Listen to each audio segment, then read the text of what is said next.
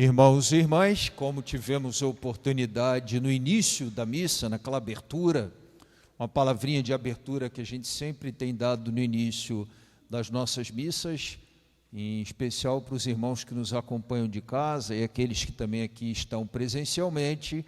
Hoje nós celebramos a festa da dedicação da Basílica de São João de Latrão. E aí imediatamente a gente se pergunta, por que a festa da dedicação de uma igreja especificamente, que fica até fora do nosso continente, né? Fica a princípio num outro continente, é celebrada pela igreja do Ocidente, a igreja cristã católica em todo o Ocidente. Vez ou outra nós temos festas de dedicação de igrejas, quando é construída uma nova igreja, e aí aquela igreja é dedicada, é consagrada, a gente tem, então, ali uma festa de uma dedicação de uma igreja. Isso acontece com todas as igrejas. Todas as igrejas têm as suas datas onde são comemoradas a dedicação da igreja. Então, por que especificamente nós celebramos a dedicação da igreja de Latrão, e é uma festa celebrada pela igreja toda do Ocidente? A Basílica de Latrão, São João de Latrão, né, recebe o nome de São João, como disse, por ter duas capelas, uma dedicada a São João Batista e outra dedicada a São João Evangelista, é, dizer assim, a igreja do Papa. É a igreja que foi construída para ser a sede onde, por exemplo, o bispo de Roma celebra oficialmente como sua igreja-mãe.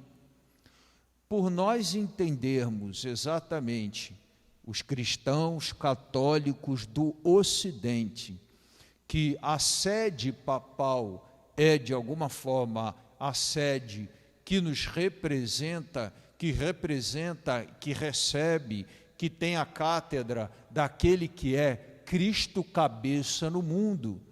Ao celebrar a dedicação da Basílica de Latrão, nós lembramos e recordamos este gesto da dedicação de nossas igrejas, dos altares, do templo, em todo lugar no mundo onde há uma igreja. E a liturgia de hoje nos ajuda a entender exatamente o que representa, o que deve ser uma igreja dedicada que está ali fincada num bairro, numa cidade, numa comunidade. Como entender a função e o papel daquela igreja? A liturgia de hoje nos ajuda. Primeiro, a primeira leitura de Ezequiel 47, Ezequiel está falando da visão que teve. Na visão de Ezequiel, havia o templo construído numa cidade, havia do templo uma água que corria, e essa água irrigava toda a cidade, inclusive dava grande fecundidade às árvores, à produção de frutos da cidade. Era uma água que, de alguma forma, era a seiva que corria e mantinha viva, que alimentava aquela comunidade. Nessa imagem do profeta Ezequiel, está sugerido que a igreja, onde está, pela intercessão, ela deve ser o céu fincado naquele lugar, naquela comunidade onde ela está, e ela deve ligar a descida de graças do céu ao chão onde ela está fincada. É como se a igreja se colocasse ali como um canal que liga o céu àquele lugar na terra em que ela está fincada. As graças que vêm do céu passam por esse canal e irrigam aquela comunidade, aquele lugar onde ela está. Segundo a visão de Ezequiel, a igreja é este canal de salvação. A igreja é este veículo por onde a graça de Deus vem, as súplicas dos homens e mulheres voltam a Deus e da parte do nosso Deus bênçãos e graças são derramadas através, por esta mediação, sinal do corpo de Jesus no mundo, que é a igreja. O refrão do Salmo até responde à primeira leitura, né? Dizendo assim: os braços de um rio vêm trazer alegria, a cidade de Deus, a morada do Altíssimo. Repetindo a mesma ideia do Salmo, né? Que do templo brota uma água, um braço de um rio que irriga, que fecunda, que faz crescer. A segunda leitura de hoje, a gente acabou não lendo a segunda leitura, ela é da carta de Paulo aos Coríntios. Hoje havia uma proposta assim de segunda leitura, e ela já caminha para uma outra direção, muito interessante, com o que tuitou hoje o Papa Francisco, né? De manhã ele mandou um tweetzinho, e nessa mensagem dele, ele diz assim, que a gente deve se preparar para ser, no mundo, templo de Deus, morada de Deus. Observem que o Papa Francisco está mais afinado com a segunda leitura e, em parte, com o Evangelho de hoje. Mas o Evangelho consegue se aproximar das duas realidades que eu sinalizei aqui, a primeira e a segunda que eu vou sinalizar agora. A segunda leitura é tirada da carta de Paulo aos Coríntios, e Paulo faz aquela pergunta, reflexão. Propõe uma pergunta, ali um questionamento, que conduz ao povo à reflexão. Paulo diz assim: acaso não sabeis que sois morada de Deus e que o Espírito Santo de Deus habita em vós? O termo que a gente aprende em geral nas nossas catequeses, a catequese que a gente faz para o crisma, até às vezes para os pequenos a gente já consegue falar e explicar, que é o conceito de sermos templos do Espírito Santo de Deus. Esse conceito está bem trabalhadozinho aí, e aí a gente aprofunda um pouco mais a noção, aquela do templo entendido na primeira leitura, o profeta Ezequiel 47, que ele fala do templo como espaço físico, né? E a primeira leitura a gente falou assim, né?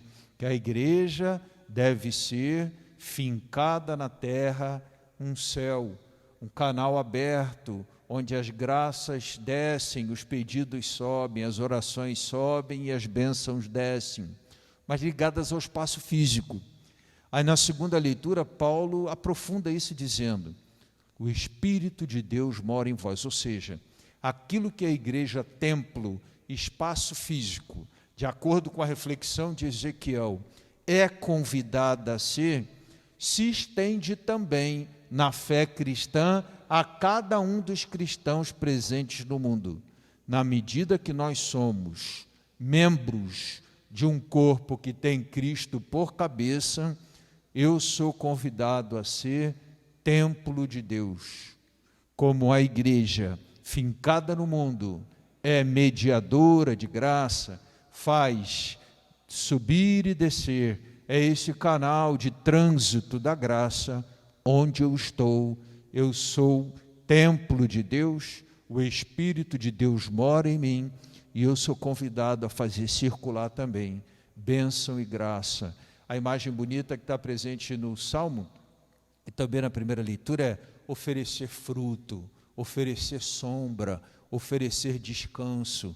Todas imagens sugeridas de que alguém que cansado, alguém faminto, alguém sobrecarregado, buscou conforto e encontrou na árvore irrigada pela água que saía do templo. No Evangelho, Jesus consegue abraçar as duas realidades. Primeiro tem um fato: Jesus entra no templo e observa que o templo, que é chamado a ser tudo isso, já desde lá do profeta Ezequiel, mas muito antes, estava sendo usado para fazer comércio, para ganhar dinheiro, pessoal estava fazendo comércio, vendendo pombas, fazendo escambo, trocas, dentro do templo. Ao entrar no templo, Jesus então pegou o seu símbolo, o cinto, fez uns nós e botou a turma para correr. Partiu para cima, na chicotada, e botou o pessoal para correr. Chicote no lombo, foi o que aconteceu, E aí os judeus começam a questionar assim: como você explica essa atitude sua? Com que autoridade você está fazendo isso? E aí Jesus responde de uma forma que eles não entendem bem. Jesus diz assim: destruí este templo e em 3 dias ele será reconstruído. E os judeus disseram: olha, foram mais de 40 anos para construir esse templo. Como é que você vem com essa história de que ele vai ser destruído e reconstruído em 3 dias? Na verdade, ali, eles não observaram o salto dado por Jesus. Jesus não falava mais do templo, parede. Jesus não falava mais das pedras encaixadas, organizadas de modo a constituir um edifício. Jesus estava falando do corpo dele. Então, se no primeiro momento, a primeira atitude de Jesus, ela é bastante impulsionada pela noção de Ezequiel, o templo não é para isso. O templo é para ser canal de bênção. E tirou o chicote e botou a turma para correr. Num outro momento, quando ele é questionado, Jesus já está se aproximando mais do que depois Paulo vai entender. Quando Paulo diz: acaso não sabeis que sois templo de Deus e que o Espírito Santo de Deus mora em vocês, mora em vós? Ali Jesus está falando dele, do templo que era o corpo dele, porque ele seria morto por eles, mas no 3º dia ele ressuscitaria. Ou seja, o templo do corpo de Jesus destruído seria reconstruído, refeito. E aí ali Jesus aproxima a ideia de templo, conceito de templo, do conceito de corpo. E aí fica muito claro aquilo que tuitou o Papa Francisco hoje. No Twitter dele, ele diz assim, que a gente deve preparar o edifício espiritual da nossa história, da nossa vida, para sermos templos de Deus, morada de Deus, habitação de Deus, casa de Deus. E é esse o convite feito por ele, ao celebrarmos a dedicação da Basílica de Latrão, a mãe de todas as igrejas, que lembra os nossos templos fincados mundo afora, como sinal e canal da bênção de Deus no mundo. Nós somos também convidados a perceber que somos templos fincados no mundo, canal da graça de Deus, e se isso não acontece, é hora da gente trabalhar, nem que seja preciso destruir para reconstruir, de trabalhar para que isso seja feito, como batizados, como membros do corpo que tem por cabeça Jesus, trabalharmos no sentido de edificarmos o nosso templo para que ele seja morada de Deus, casa de Deus, habitação do Altíssimo. Desejo a todos que a reflexão de hoje nos ajude a entender um pouco, a importância do nosso estar no mundo, ser igreja. Somos igreja. A igreja não é só o espaço físico, o templo. A igreja sou eu. Eu sou igreja, porque membro do corpo de Cristo e convidado a edificar onde eu sou, onde eu estou, com a vocação específica que eu tenho, com a história que construir o templo de Deus e o santuário de Deus no mundo. Vamos com alegria acompanhar nosso canto das ofertas.